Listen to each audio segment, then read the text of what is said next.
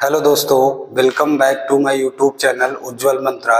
जैसा कि पिछले वीडियो में हम लोगों ने प्रश्नावली 1A पूरी तरीके से ख़त्म कर दिया था, तो आज इस वीडियो में हम अगला प्रश्नावली स्टार्ट करेंगे जिसका नाम है 1B। तो आप बोर्ड में देखिए, सामने लिखा होगा प्रश्नावली के आगे 1B के साथ साथ 1C भी लिखा हुआ है। तो मैं बता दूं, जो भी बच्चे इस वीडियो से कनेक्ट हो रहे होंगे तो 1B और 1C साथ में क्यों लिखा हुआ है? पुरानी बुक के हिसाब से 1C हुआ, और जो नई बुक होगा जिनके पास मनोहर रे की, वो क्या होगा? 1B होगा, क्योंकि मनोहर रे की जो नई बुक में 1A वाला प्रश्नावली है वो बोर्ड द्वारा क्या कर दिया गया है? हटा दिया गया। इसलिए प्रश्नावली का क्या हो गया? आगे पीछे प्रश्नावली हो गई पुरानी और नई बुक के हिसाब से। तो नई बुक के हिसाब से 1B हुआ, और जिनके पास पुरानी बुक है उनका ये कौन सा चैप्टर मिलेगा? 1C मिलेगा। तो अब 1B वाले चैप्टर में आते हैं प्रश्नावली में। तो ध्यान से देखो, बोर्ड में 1B प्रश्नावली का 2 क्वेश्चन लिखा हुआ है। दोनों क्वेश्चनों को हमको सिद्ध करना है। पहला क्वेश्चन लिखा हुआ है, सिद्ध कीजिए कि 3√3 एक परिमेय संख्या नहीं है। इसका मतलब हमको सिद्ध करना है कि 3√3 परिमेय संख्या नहीं है। इसका मतलब 3√3 एक क्या है? परिमेय संख्या है।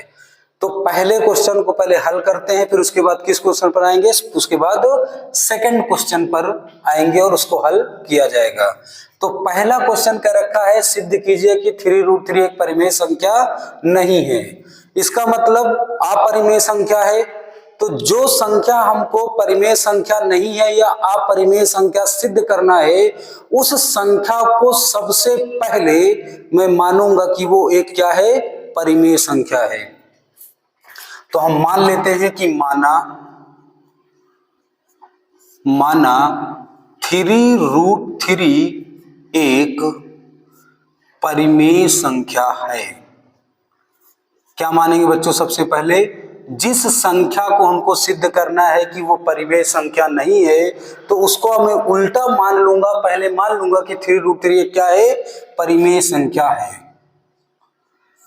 अब हमको पता है, हमने पहले ही क्लास में जब बेसिक वाला वास्तविक संख्याएं पढ़ा था, तो वास्तविक संख्याओं के कितने भाग पढ़ा था? वास्तविक संख्याएं के 2 पार्ट होते हैं। एक को बोला जाता है परिमेय संख्या, एक को बोला जाता है अपरिमेय संख्या। तो जो परिमेय संख्या होती है, परिमेय संख्या के डिफिनेशन में या परिभाषा में हम लोगों ने क्या पढ़ा था? परिमेय संख्या वह संख्या होती है जिसको हम P/Q के रूप में व्यक्त कर सकें। अपरिमेय संख्या क्या होती है? जिसे हम P/Q के रूप में व्यक्त ना कर सके।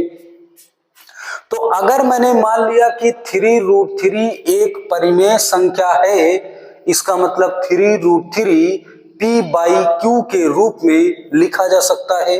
तो मैं यहां लिख सकता हूं कि 3√3 किसके इक्वल होगा? P/Q के रूप में लिखा जा सकता है, क्योंकि हमने 3√3 को क्या माना? 3√3 को हमने माना कि एक क्या है? परिमेय संख्या है। तो अगर कोई भी संख्या परिमेय संख्या है तो वो किसके रूप में लिखा जा सकता है? P/Q के रूप में लिखा जा सकता है। अब ध्यान से देखो, यहां मैं लिख सकता हूं, यहां मैं क्या लिखूंगा? यहां लिखूंगा जहां P व Q एक पूर्णांक है तथा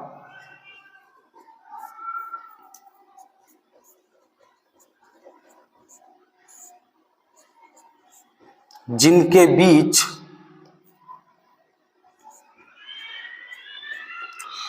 सर्वनिष्ठ गुणनखंड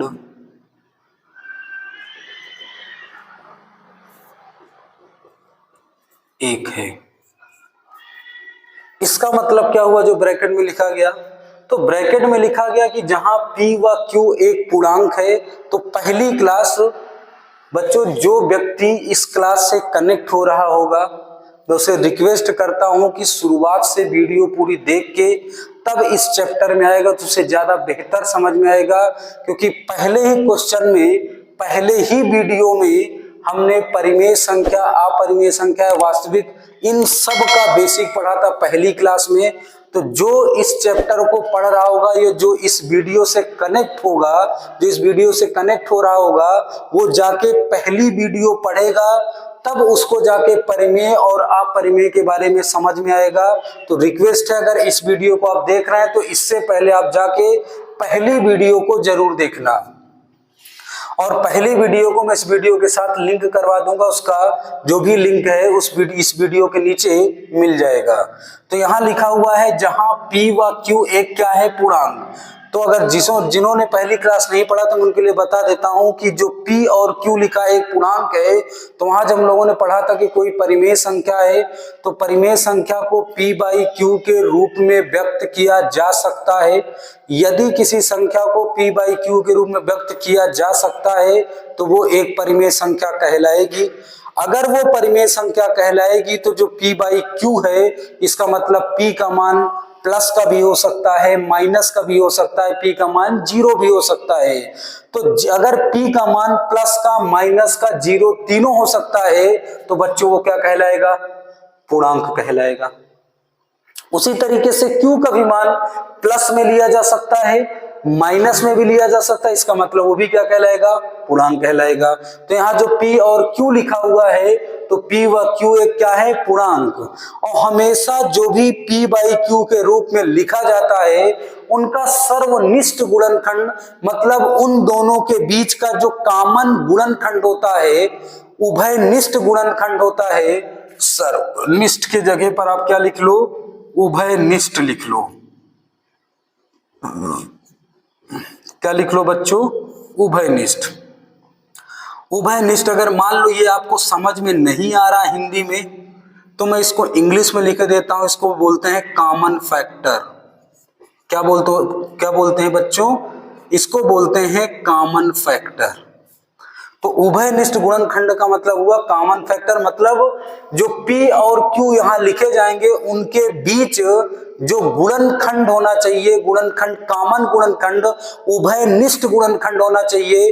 क्या होना चाहिए दोनों के बीच, केवल एक। इसका मतलब और सिंपल तरीके से समझें तो P और Q के बीच का HCF कितना होना चाहिए बच्चों, केवल एक होना चाहिए। तो ध्यान से देखो, इसका मतलब Q से P को मैं विभाजित नहीं कर सकता, क्योंकि दोनों के बीच गुणनखंड कितने का है, कॉमन, एक का। इसका मतलब दोनों अपने आप में क्या है, ऐसे संख्या है जो दोनों के बीच कॉमन फैक्टर कितने का, केवल एक का है। जैसे अगर मैं यहां लिख दूं एग्जाम्पल के तौर पर, जिनके भी समझ में ना आया हो तो मैं एग्जाम्पल के तौर पर जैसे लिख दूं 2/3, तो ये बताओ 3 से 2 कट जाएगा क्या, नहीं कटेगा। इसका मतलब 2/3, P का मान 2 हुआ, Q का मान 3 हुआ, इनके बीच उभयनिष्ठ गुणनखंड क्या हुआ, एक हुआ। मतलब जिन दो संख्याओं का अगर गुणनखंड करो उनके बीच कोई कॉमन ना मिले तो समझ जाना उनके बीच का कॉमन गुणनखंड या उभयनिष्ठ गुणनखंड कितना होगा, एक होगा। समझाने में बच्चों टाइम इसलिए लग रहा है क्योंकि इस टाइप का ये पहला सवाल है, तो पहले सवाल में थोड़ा सा टाइम लेंगे, आराम से समझेंगे कि क्या होना चाहिए, क्या नहीं होना चाहिए, क्वेश्चन को कैसे लिखना चाहिए, कैसे नहीं लिखना है, उसके बारे में पूरा डिस्क्रिप्शन आराम से धीरे धीरे पढ़ के समझेंगे। तो ये पहला क्वेश्चन है। तो हमने शुरुआत में मान लिया पहले क्वेश्चन के कि 3√3 क्या है, परिमेय संख्या। तो मैंने पहले ही बता दिया, जिस क्वेश्चन को आप परिमेय सिद्ध करना पहले उसको हम क्या मान लेंगे, परिमेय मान लेंगे। तो 3√3 एक परिमेय संख्या, अगर कोई परिमेय संख्या तो उसको मैं P/Q के रूप में लिख सकता हूं। अब अगर आप ध्यान से देखें तो यहाँ रूट का क्या लिखा हुआ है, 3, तो ये 3 को कहां भेज दो,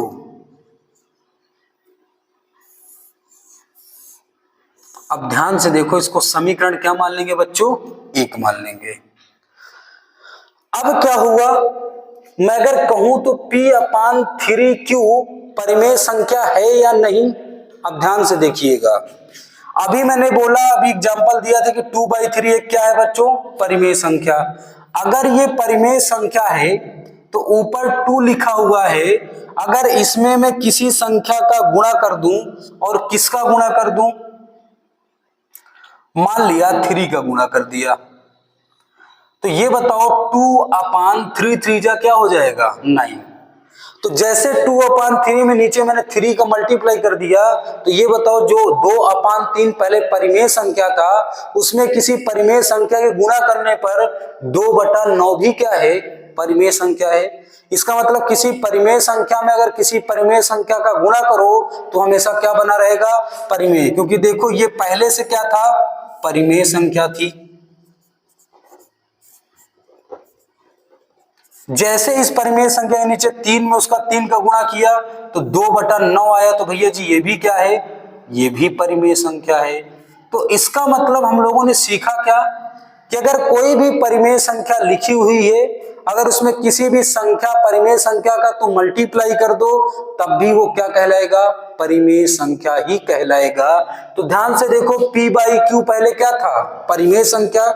इसका मतलब परिमेय संख्या में लाके 3 का परिमेय संख्या 3 का गुणा कर दिया गया तो ओवरऑल p/3q भी क्या कहलाएगा, परिमेय संख्या ही कहलाएगा।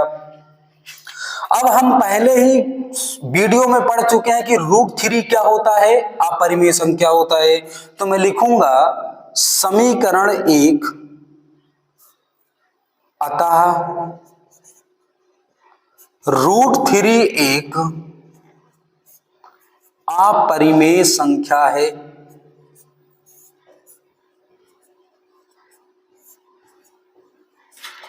जबकि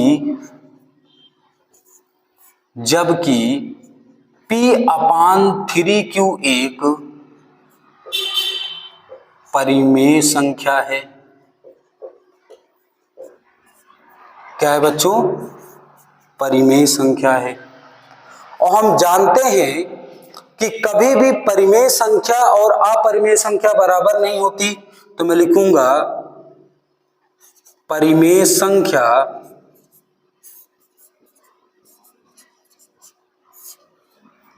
व अपरिमेय संख्या कभी बराबर नहीं होती है।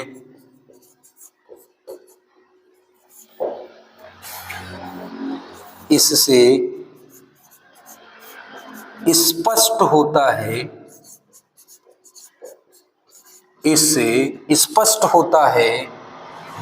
कि समीकरण 1 का विरोधाभास हो रहा है। विरोधाभास हो रहा है। इसलिए इससे स्पष्ट होता है कि समीकरण 1 का विरोधाभास हो रहा है। और स्टेटमेंट बच्चों इधर लिख लेते हैं। तो समीकरण 1 का विरोधाभास हो रहा है, इसी स्टेटमेंट के आगे मैं लिखूंगा इधर कि इससे स्पष्ट होता है कि समीकरण 1 का विरोधाभास हो रहा है। तो मैं लिखूंगा इसलिए हमारी कल्पना असत्य होती है। अतः 3√3 एक परिमेय संख्या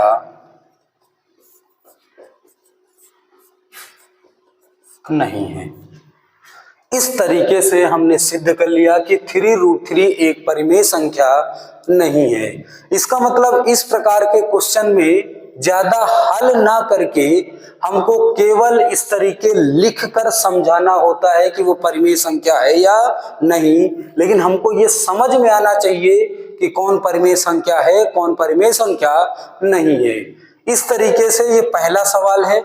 थोड़ा सा दिक्कत होगी इस तरीके स्टेटमेंट लिखने में। जब हम 2-4 क्वेश्चन और कर लेंगे, 2-4 क्वेश्चन को और पढ़ लेंगे तो और आसान हो जाएगा कि जब भी इस तरीके से सिद्ध करने वाला आएगा कि परिमेय संख्या नहीं है तो हमको लिखकर इस तरीके से स्टेटमेंट लिखना आराम से आ जाएगा। और प्रॉपर आप वीडियो देखकर इस तरीके से लिखने की आप कोशिश करेंगे। एक बार देख के करिए, उसके बाद दोबारा अपने से लिखने की कोशिश करिए। जब क्वेश्चन को आप 1 से 2 बार 3 4 बार सॉल्व कर लेंगे तो आपको इस तरीके से स्पष्टता रूप से लिखना आ जाएगा। इस तरीके से पहला क्वेश्चन हुआ। इसी तरीके से सेम अगला क्वेश्चन हल करते हैं। अगला क्वेश्चन भी इसी तरीके का सेम क्वेश्चन है। तो सेकंड नंबर क्वेश्चन क्या कह रहा है बच्चों?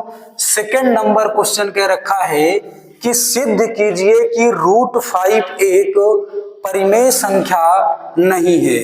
तो इस तरीके से क्वेश्चन नंबर सेकंड सॉल्व करते हैं। तो पहला क्वेश्चन हम हटा देते थे, तो पहला क्वेश्चन हो चुका है। तो सेकंड क्वेश्चन भी कह रखा है कि सिद्ध कीजिए कि √5 एक परिमेय संख्या नहीं है। तो हमने क्या बोला? जिस संख्या को भी कह रहा हो कि सिद्ध करना परिमेय संख्या नहीं, उसको सबसे पहले क्या मान लेंगे? सबसे पहले मान लेंगे कि वो एक क्या है? परिमेय संख्या है। तो मैं मान लेता हूं कि माना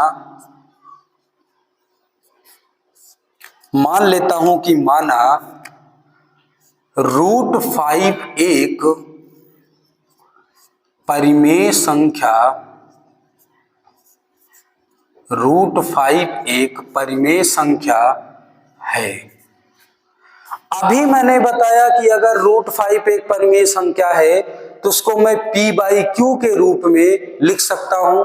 अब बच्चों मैं तुमको एक बात और क्लियर कर देता हूं कि किसी बुक में वो परिमेय संख्या को p/q के रूप में रिप्रेजेंट करता है या प्रदर्शित करता है, किसी बुक में वो a/b के रूप में ले लेता है। तो इससे हमको घबराना नहीं है, वो कुछ भी लिख सकता है। बहुत बुक में p/q के रूप में दिया होता है, बहुत से बुक में a/b के रूप में दिया होता है। बस कंडीशन इसका ये है कि जो भी नंबर लेंगे उनके बीच का जो उभयनिष्ठ गुणनखंड है वो क्या होना चाहिए? 1 होना चाहिए। तो अगर √5 को हमने माना है कि एक परिमेय संख्या है, इसका मतलब मैं √5 को मैं क्या लिख लूंगा?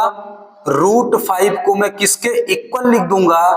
p/q के, क्योंकि मुझे पता है जो भी संख्या परिमेय संख्या होती है उसे p/q के रूप में क्या किया जाएगा? लिखा जा सकता है या व्यक्त किया जा सकता है। अब इधर सिर्फ √5 है तो मैं क्या करूंगा? दोनों ओर वर्ग कर दूंगा। क्या कर दूंगा बच्चों? दोनों ओर वर्ग करने पर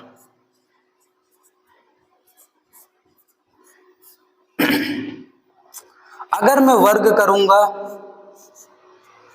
तो √5 का स्क्वायर p/q का भी क्या हो जाएगा बच्चों? स्क्वायर हो जाएगा। अब ध्यान से देखो, √5 के स्क्वायर से स्क्वायर रूट हट जाएगा तो केवल क्या बचेगा? 5। इधर हो जाएगा p²/q²। अब हम क्या कर सकते हैं? आगे इसके सॉल्व करते हैं। तो अगर यहां लिखा हुआ है 5 और इधर लिखा हुआ है p², q² को मैं q कितनी बार लिख सकता हूं बच्चों? 2 बार। तो क्या करते हैं? q को एक 5 के साथ मल्टीप्लाई कर देते तो 5q हो जाएगा और p² क्या हो जाएगा? q हो जाएगा। अब आप ध्यान से देखिएगा, इसको हम समीकरण क्या मान लेंगे? 1।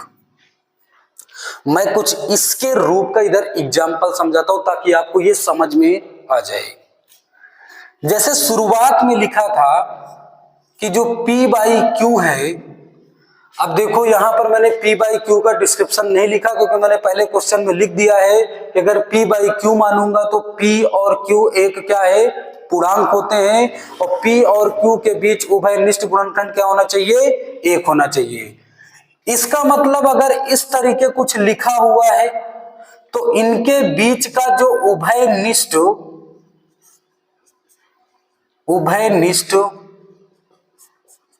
गुणनखंड है वो क्या है बच्चों? 1 है। इसका मतलब p और q के बीच का जो उभयनिष्ठ गुणनखंड है वो क्या है बच्चों? 1 है। अब ध्यान से देखना, अगर मैं इसमें अब कोई एग्जाम्पल के तौर पर कोई नंबर ले लेते हैं, जैसे मैंने ले लिया 2/3, अभी लिया था एग्जाम्पल। तो अगर 2/3 मैंने एग्जाम्पल ले लिया तो ये बताओ अगर मैं 2 का स्क्वायर कर दूं और डिवाइड में 3 लिखा रहने दूं, इसका मतलब अगर 2 का स्क्वायर हो जाएगा तो क्या लिख जाएगा, सिंपली तरीके से 4 बाई क्या लिख जाएगा बच्चों, 3। तो ये बताओ, जैसे ही मैंने p का वैल्यू स्क्वायर किया और नीचे q का q ही लिखा है, तो ये बताओ इन दोनों नंबरों के बीच भी उभयनिष्ठ गुणनखंड क्या है। आप ध्यान से समझ पा रहे होंगे, यहां भी उभयनिष्ठ गुणनखंड क्या है बच्चों, केवल 1 है, क्योंकि 3 से 4 कभी भी कटने वाला है क्या। इसका मतलब जब कोई वैल्यू किसी वैल्यू को नहीं काट पाएगी तो उनके बीच का जो उभयनिष्ठ गुणनखंड होगा वो कितना होगा, 1 होगा। इसका मतलब यहां आप समझ सकते हैं कि अगर किसी संख्या का स्क्वायर करोगे तो 4/3 आए, तो ये तो मेरा फिक्स है कि वो भी क्या है, परिमेय संख्या ही है। लेकिन यहां क्या कह रखा है कि अगर q से p स्क्वायर में मैं भाग दूंगा तो भाग कितनी बार चला जाएगा बच्चों, 5 बार चला जाएगा। लेकिन अभी हमने समझा कि अगर कभी भी कोई परिमेय संख्या लिखी हो, अगर किसी भी संख्या का स्क्वायर कर दूं तब भी उनके बीच का उभयनिष्ठ गुणनखंड क्या होना चाहिए, केवल 1 होगा। लेकिन ये समीकरण 1 हमको बता रहा है कि p स्क्वायर वाली वैल्यू में अगर मैं q का भाग दूंगा तो भाग कितनी बार चला जाएगा, 5 बार चला जाएगा। इसका मतलब ये स्टेटमेंट सरासर क्या है, गलत है। इसका मतलब जो हमने कल्पना की है वो क्या है, गलत है। क्योंकि अभी मैंने इधर प्रूव करके दिखाया कि अगर शुरू में p बाई क्यू है, ये एक परिमेय संख्या के रूप में व्यक्त किया जा रहा है, इसका मतलब उनका उभयनिष्ठ गुणनखंड 1 होगा। अब मैंने एक एग्जांपल के तौर पर 2/3 ले लिया, अब 2 का स्क्वायर कर दिया तो कितना है बच्चों, 4 आया। तो 4/3 भी एक परिमेय संख्या ही है। इसका मतलब p स्क्वायर अपान क्यू भी एक क्या है, परिमेय संख्या ही है। परिमेय संख्या तो है, लेकिन इनके बीच का उभयनिष्ठ गुणनखंड क्या है, 1 है। तुम यहां देख पा रहे होगे कि यहां p का ऐसा वैल्यू रहा होगा कि q से जब मैं डिवाइड करूंगा तो भाग कितनी बार चला जाएगा बच्चों, 5 बार। लेकिन रियल में गुणनखंड क्या आना चाहिए, 1 आना चाहिए। और हमको यह भी पता है कि जब यह अपने आप में परिमेय संख्या है तो भैया जी, जब अपने आप में परिमेय संख्या है तो क्या मैं इसको कह सकता हूं कि परिमेय संख्या तो उभयनिष्ठ गुणनखंड 1 ही होगा। और जब परिमेय संख्या उभयनिष्ठ गुणनखंड 1 ही होगा तो ये 5 कहां से आ जाएगा। इसका मतलब ये 5 कभी भी विभाजन या भागफल कभी भी नहीं आएगा। इसका मतलब समीकरण 1 वाला भी स्टेटमेंट क्या हो गया, गलत हो गया। तो मैं यहां लिख सकता हूं, अतः p स्क्वायर अपान क्यू एक परिमेय संख्या है। क्या है बच्चों, परिमेय संख्या है। परिमेय संख्या है, इसलिए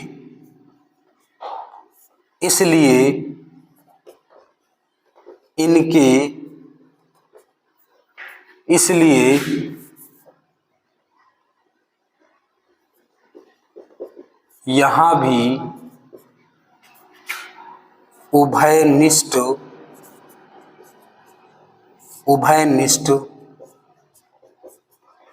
गुणनखंड 1 होगा,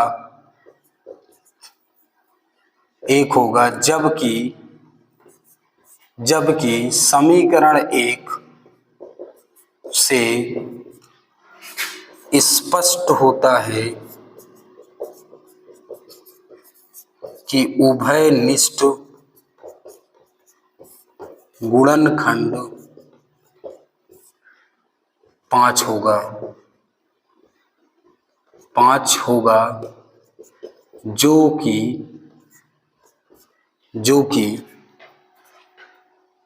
आगे लिख देता हूं मैं,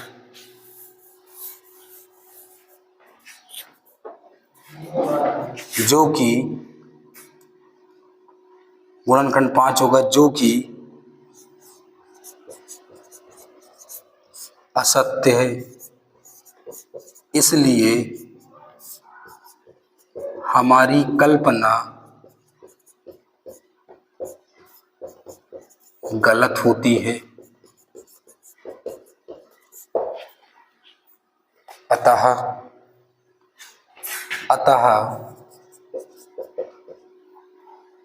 अतः √5 एक अपरिमेय संख्या है। इस तरीके से बच्चों हमने क्वेश्चन नंबर सेकंड भी क्या कर लिया, सॉल्व कर लिया। तो आज की वीडियो यहीं पर खत्म करते हैं 2 क्वेश्चनों के साथ।